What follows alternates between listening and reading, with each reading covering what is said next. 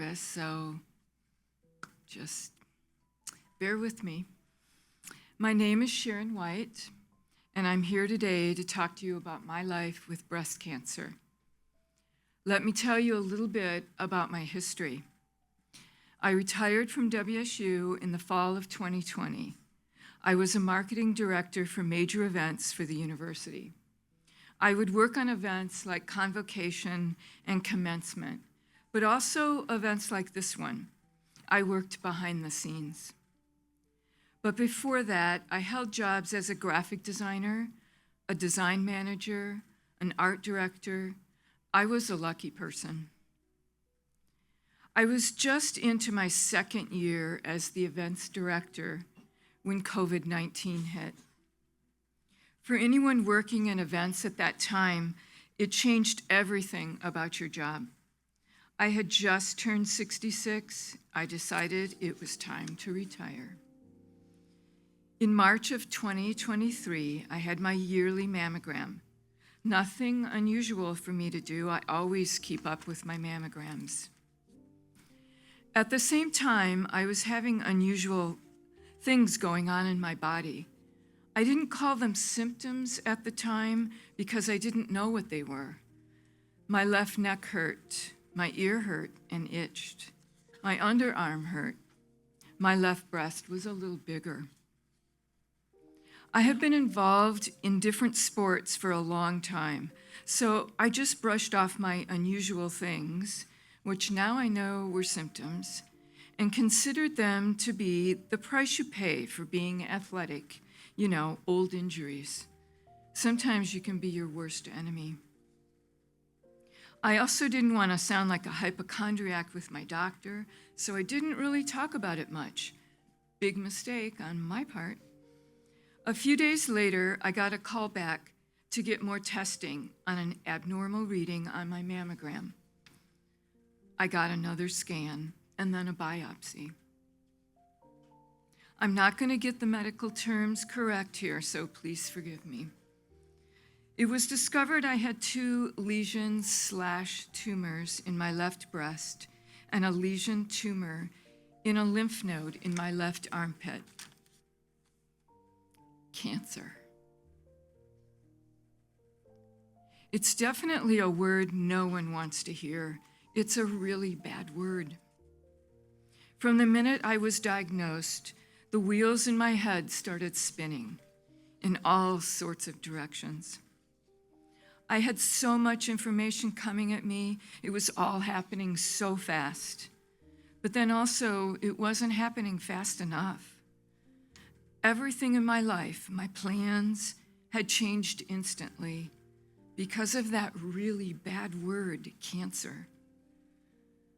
I have learned so much in the last year about cancer, so much that I never imagined I would ever need to learn. I am taking an educated guess here that all of you in this room have been affected by breast cancer or cancer in some way or another, as a cancer survivor, a person going through treatments, a caregiver, a friend, family, medical professional. God bless you, and I mean that in all sincerity. Now that I know more, I understand how hard it is to be a part of cancer. Whatever part of it makes you connected to it, cancer is hard, and without all the support you give, all of you, all the love you share, it would be much harder. I had so many people helping me with my fight with cancer in so many different ways. A meal, a card, prayers, a blanket, a hug, a kind word, a visit, flowers, a walk, family, friends, God. It all helped me move forward. I remember the first meeting with my surgeon and her team. They told Mike, my husband, and I this was going to be a fight and to take it on as if it were a full-time job. They said, "You are an active person. use that to your advantage. Keep in motion, keep moving. So that's what I did. Every day I would move. The process. Chemotherapy is rough. You probably all know that already. I had 5 months of treatments. The first 2 months were every 2 weeks of the strong stuff. Very technical. Then every week for the 3 months following. I walked a lot. I biked. I hiked. I went to the gym. I worked out with weights and cardio machines. When the dizziness got too much for me on the road biking, I used a stationary bike. I just added a little more walking. When the dizziness started creeping into my walks, I started using support sticks. When I had trouble making it up hills because of fatigue, I walked them backwards. I only walked half-mile some days. I was determined to keep movement a part of my everyday. You can see I keep moving. It's just the way I am. I did yoga daily. If you can't walk and you can't bike, do yoga, or even some gentle stretching and breathing. Little moves went a long way for me then.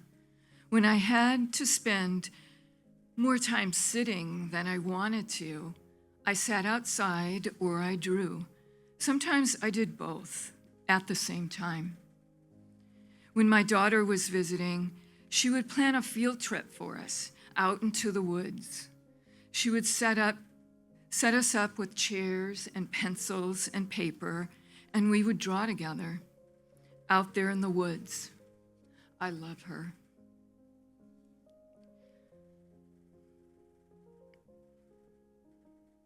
I did what I could not to focus on what was happening to me. I worked on projects that kept my mind and hands busy. I talked to God. When I was at Palouse Oncology getting my chemo infusions, I would visualize an army of Pac-Men, minions, chomping away at the tumors. Even when I was tethered to my port, getting my infusion, I would visualize movement. Even when I drew, I was moving my hand and my arm. I live in Palouse, and I'm very fortunate to live about a mile out of town. I have a wonderful view of the Palouse River and Kamiak Butte. I spent a lot of time that summer of chemo sitting on my deck, looking out towards the Palouse and my garden. I worked in my garden a little bit too. Actually, I worked in my garden a lot. Before chemo started, my daughter, Taylor, gave me a grab bag that was filled with quotes, words of encouragement, upbeat sayings, her drawings, poetry, and a rubbing stone. She would bring new ones every so often to replenish my stash. One day, while sitting on my deck with a blanket on, even though it was 90 degrees, I was feeling particularly vulnerable, so I randomly pulled out one of the pieces of paper. Please allow me to read it to you. This is an excerpt from the poem Sunrise by Louise Gulk, American poet and essayist. And if you missed a day, there was always the rest. And if you missed a year, it didn't matter. The hills weren't going anywhere. The thyme and rosemary kept coming back. The sun kept rising. The bushes kept bearing fruit. Surgery. Next was surgery. I had a unilateral mastectomy of my left breast and removal of 13, I believe, lymph nodes under my left arm, performed by Dr. Moline, a surgeon in cancer from Cancer Care Northwest in Spokane. I also had a lymphovenous anastomosis immediately following my mastectomy. It was performed by Dr. Sousa, a surgeon at Plastic Surgery Northwest in Spokane. She attached some of the vessels, I think there were 3, from the lymph nodes that were removed to a main lymph vessel. Microscopic work. Oh, and I had my port out. Yay. Mike and Taylor were with me all the way. They gave me strength.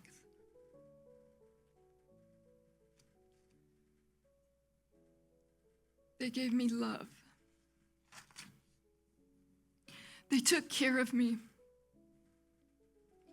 The things I remember about surgery that day, a lot of people checking things, stopping by, very kind people, very busy place. When I was being wheeled into the operating room, Dr. Moline came to say hello before I went under. She must have seen anxiety or fear in my eyes. She said, "Here we go." And she put her hand on mine and held it. I will not forget that. Then I woke up in the recovery room. Phew, I think I need a drink. It's just bubbly. And I think it's time for another quote from my daughter's grab bag. This is from Brené Brown, American academic, author, and speaker.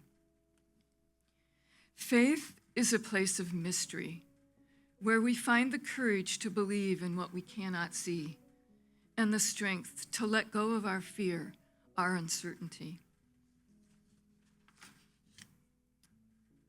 6 weeks later, I began 30 days of radiation, 5 days a week. Not too bad. I didn't get too tired. I was going down to Lewiston. I drove myself most of that time. It made me feel stronger. I had started back to swimming because my port scar was healed, but I had to stop after a couple weeks as my skin was burnt and the chlorine hurt. Back to walking. I couldn't move while under the radiation machine, so what I did to keep moving was I visualized superheroes with ray guns smashing cancer cells to smithereens. Cancer sucks. That was another random pull from my daughter's grab bag, but boy, do I agree with it. The takeaways that I would like to pass on to others that I have learned through having and fighting cancer. Be kind to yourself. Be patient. Be kind to others. And also patient. Healing takes time. Find a focus, own something, and stick to it. Embrace it. It might be writing a book, might be learning a musical instrument. Maybe it would be making ornaments for Christmas. Something that can give your mind a place to find respite during the fight. Anything that would help you move forward, to help you get through it. Also, if someone wants to help you, please let them. Family, friends, strangers, it will help you stay strong. And when you can, pass that kindness on to others. You'll be glad you did. I believe in God, and I feel comfort in that faith during the times when nothing else can. In closing, I really want to thank Palouse Oncology, Dr. Rai, Jonathan, and Dr. Raj. Everyone that I met, everyone, helped me through this. Your compassion is amazing. It takes a special gift to be an oncology nurse. You are all angels, each of you. No, really, you are. I want to thank Dr. Fairbanks and the radiation technicians, well, everyone that I came in contact with at Cancer Care Northwest in Lewiston. Such kind and caring people. I met a retired farmer who was coming down to Lewiston daily as I was for his treatment too. We got to be friends, chatting, waiting for our turn. My last day of treatment, I will not forget the bear hug he gave me. I hope he's doing okay. I pray he's doing okay. The Light a Candle program through Gritman is such a valuable program. They were there for me. They helped me navigate as I entered a completely unfamiliar world, showed me so many options on how to deal with cancer: wigs, hats, breast forms, just stuff that I knew nothing about. I was overwhelmed, and they guided me through the maze with kindness. Light a Candle also provided me with a gas card, which was so helpful, as well as massages. It all made a difference for me. There's also a local program called Northwest Cancer Foundation of Hope for Latah and Whitman counties. They gave me financial support to use how I needed it. It helped pay for my specialized surgery. I want to leave you with one more quote from the grab bag. This is an excerpt from On Earth, We Are Briefly Gorgeous by the American poet and essayist Ocean Vuong.